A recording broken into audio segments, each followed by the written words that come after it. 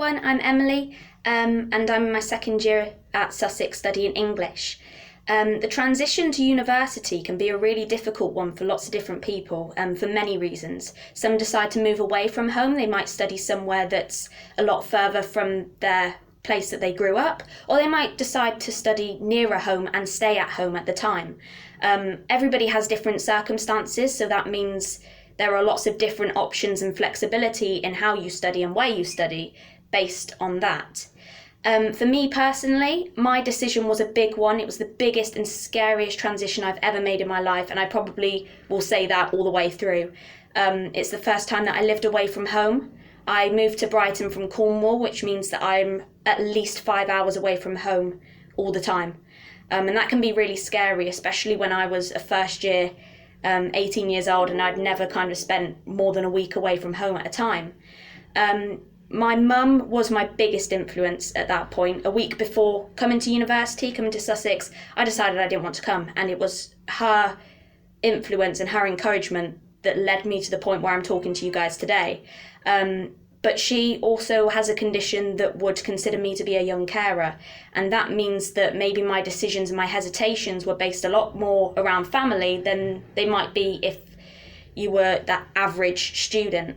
Everybody's circumstances are different, but for me personally it meant that I considered family and my mum's well-being a lot more than some people might do. They might be more worried about leaving their pets or maybe leaving their circle of friends, but for me personally it was from my family.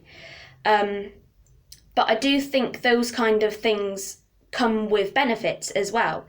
It was important to look at the positives of me moving away. As a young carer, my sister's at home and I can take on different responsibilities from further away. It might mean that I take more time to come home more frequently, or I spend more time of the day talking on the phone to my family.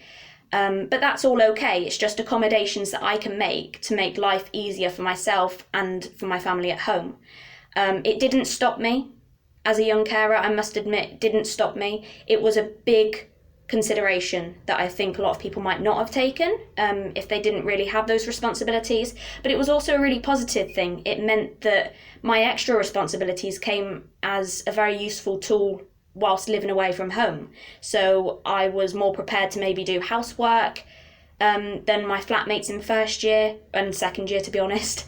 And I'm more confident in how I represent myself if I'm a little bit stuck. I'm more able to go to people and ask for support.